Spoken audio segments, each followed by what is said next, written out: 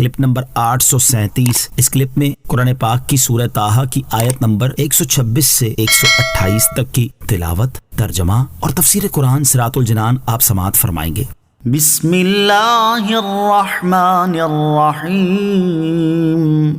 ترجمہ: اللہ کے نام سے شروع جو نہایت مہربان رحمت والا ہے۔ قال كذلك أتتك آياتنا فنسيتها وكذلك اليوم تنسى۔ ترجمہ: اللہ فرمائے گا اس طرح ہماری آیتیں تیرے پاس آئی تھی تو تو نے انہیں بھلا دیا اور آج اسی طرح تجھے چھوڑ دیا جائے گا۔ قال، اللہ فرمائے گا۔ اس کے جواب میں اللہ تعالیٰ ارشاد فرمائے گا کہ دنیا میں تیرے پاس میری نشانیاں آئیں لیکن تو ان پر ایمان نہ لایا اور تو نے انہیں پس پشت ڈال کر ان سے منہ پھیر لیا۔ اسی طرح آج ہم تجھے آگ میں ڈال کر چھوڑ دیں گے اور تیرا حال پوچھنے والا کوئی نہ ہوگا۔ دونوں جہاں میں گناہ اور نیکی کا نتیجہ۔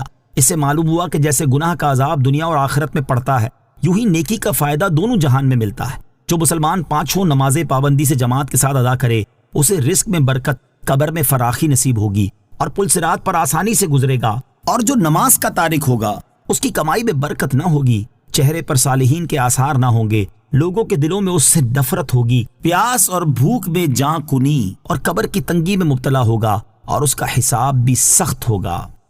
وَكَذَلِكَ نَجْزِي مَنْ أَسْرَفَ وَلَمْ يُؤْمِنْ بِآيَاتِ رَبِّهِ وَلَعَذَابُ الْآخِرَةِ أَشَدُّ وَأَبْقَى۔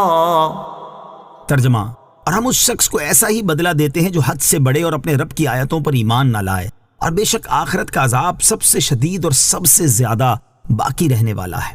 وَكَذَلِكَ نَجْزِي، اور ہم ایسا ہی بدلہ دیتے ہیں۔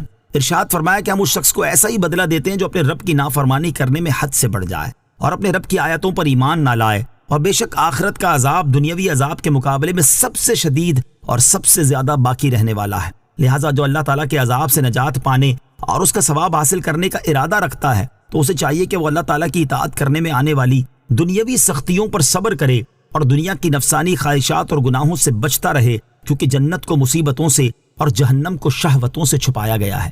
حضرت ابو ہریرہ رضی اللہ تعالیٰ عنہ سے روایت ہے، نبی کریم علیہ الصلوۃ والسلام نے ارشاد فرمایا، اللہ تعالیٰ نے حضرت جبرائیل علیہ الصلوۃ والسلام کو بلا کر جنت کی طرف بھیجا اور ان سے فرمایا، تم جنت اور ان نعمتوں کو دیکھو جو میں نے اہل جنت کے لیے تیار کی ہیں۔ حضرت جبرائیل علیہ الصلوۃ والسلام دیکھ کر واپس آئے اور عرض کی، تیری عزت کی قسم، جو ان نعمتوں کے بارے میں سن لے گا وہ ان میں داخل ہوگا۔ جنت کو مصیبتوں سے چھپا دیا گیا۔ پھر ارشاد فرمایا، تم جنت کی طرف دوبارہ جاؤ اور اسے دیکھو۔ حضرت جبرائیل علیہ الصلوۃ والسلام دیکھ کر واپس لوٹے اور عرض کی، تیری عزت کی قسم، مجھے ڈر ہے کہ اس میں کوئی داخل نہ ہو سکے گا۔ پھر اللہ تعالیٰ نے حضرت جبرائیل علیہ الصلوۃ والسلام کو جہنم کی طرف بھیجا اور ارشاد فرمایا، تم جہنم کی طرف جاؤ اور ان عذابات کو دیکھو جو میں نے اہل جہنم کے لیے تیار کیے ہیں۔ حضرت جبرائیل علیہ الصلوۃ والسلام انہیں دیکھ کر واپس آئے اور عرض کی، تیری عزت کی قسم، جس نے ان عذابات کے بارے میں سنا وہ جہنم میں داخل نہیں ہوگا۔ جہنم کو شہوتوں سے ڈھانپ دیا گیا اور پھر ارشاد فرمایا، جہنم کی طرف لوٹو اور اسے دیکھو۔ حضرت جبرائیل علیہ الصلوۃ والسلام دیکھ کر آئے اور عرض کی، تیری عزت کی قسم، مجھے ڈر ہے کہ اس میں داخل ہونے سے کوئی نہ بچے گا۔ أَفَلَمْ يَهْدِ لَهُمْ كَمْ أَهْلَكْنَا قَبْلَهُمْ مِنَ الْقُرُونِ يَمْشُونَ فِي مَسَاكِنِهِمْ إِنَّ فِي ذَلِكَ لَآيَاتٍ لِأُولِي النُّهَىٰ۔ ترجمہ: تو کیا انہیں اس بات نے ہدایت نہ دی کہ ہم نے ان سے پہلے کتنی قومیں ہلاک کر دیں جن کی رہائش کی جگہوں میں یہ چلتے پھرتے ہیں؟ بے شک اس میں عقل والوں کے لیے نشانیاں ہیں۔ افلم یہدی لہم، تو کیا انہیں اس بات نے ہدایت نہ دی؟